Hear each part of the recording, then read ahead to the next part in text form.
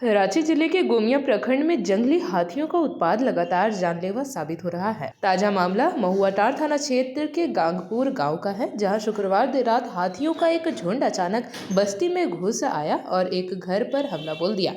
जब तक परिवार के लोग संभल पाते, हाथियों ने एक ही परिवार के 2 सदस्यों को कुचलकर मार डाला।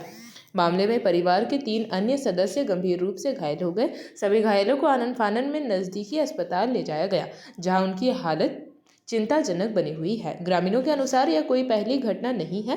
इससे पहले 2-3 दिन हाथियों ने घर में सो रहे 3 ग्रामीणों को कुचलकर मार डाला था।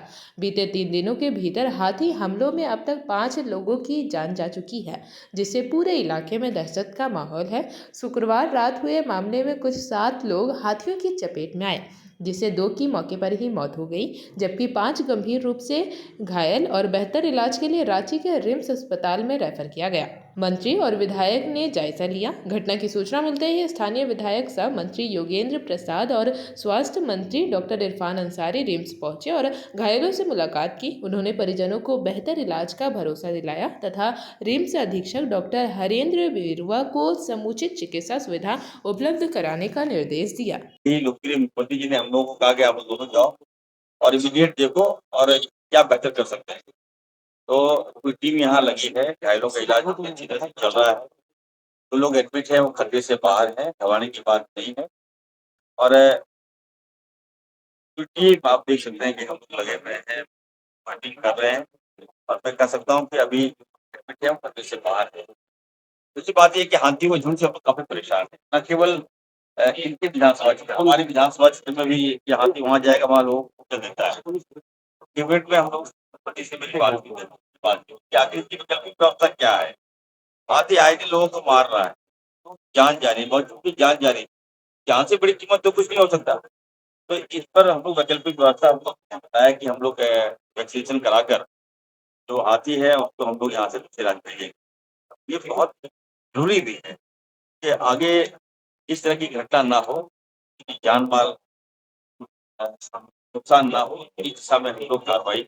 ठीक है, आप आपदा मंत्री भी हैं और 2 लोगों की जान भी गई है, क्या मुआवजा भी आप लोग? सरकार का मापदंड बना हुआ है, तो उस आधार पर लोगों को मुआवजा में मिलेगा। इलाज कर जो इलाजरत है, जो घायल है, उनको भी मुआवजा मिलेगा और जो मृत हो गए हैं उनको जो प्रावधान है 4 लाख रुपया वो। ठीक है मंत्री जी, क्योंकि मुआवजा को लेकर क्या अभी हमारे मंत्री ने कहा कि देखिए मैं आपदा मंत्री होने के नाते और ये जो मामला है वन विभाग की ओर से होता है, तो जो लोग मारे गए हैं उनको 4 लाख और जो घायल हुए हैं उसको 1-1 लाख का प्रावधान है। तो हमने भी ये कहा कि अगर आपदा विभाग से अगर जल्दी अगर फॉरेस्ट नहीं देता है तो लेकिन पैसा बड़ी बात नहीं है, जान को रोकना बड़ी बात है।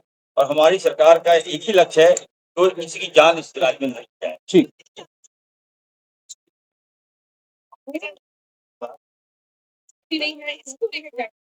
अब जब इसमें पेशेंट का फ्लो ज्यादा, मैंने कहा ना, तो आप भी जब मैं मंत्री हूँ, हमने कहा कि निष्ठ बनना चाहिए इस राज्य में, तो कुछ लोग नेतागिरी कर दी।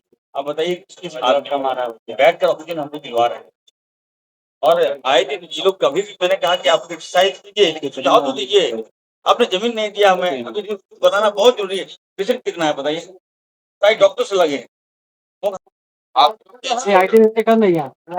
गाँव में प्रवेश किया और जल्दी से 2 लोगों को मृत्यु हो गया और करीब 5 लोग घायल है, जो उसको हम लोग बेहतर इलाज के लिए रिम्स में रेफर करवाया है, उसका इलाजरत है।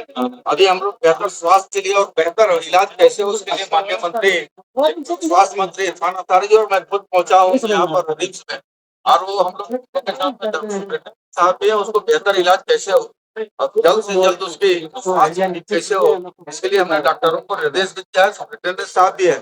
हाथियों का झुंड लगातार इस गाँव में घुस रहा है और मानव को क्षति पहुंचा रहा है, जानमाल की क्षति पहुंचा। उस दिशा में माननीय मुख्यमंत्री जी से भी बात हुई है, डीसी बोकारो से भी बात हुई। उन्होंने तत्परता के साथ में इसके संज्ञान लेते हुए अभी क्वांटिटी जो इंजेक्शन मार करके उसको बेहोश करके उसको हम लोग दूसरे अन्य स्थानों में जंगलों में ले जाएंगे और टॉर्च सोलर लाइट वगैरह का समुचित व्यवस्था किया जा रहा है।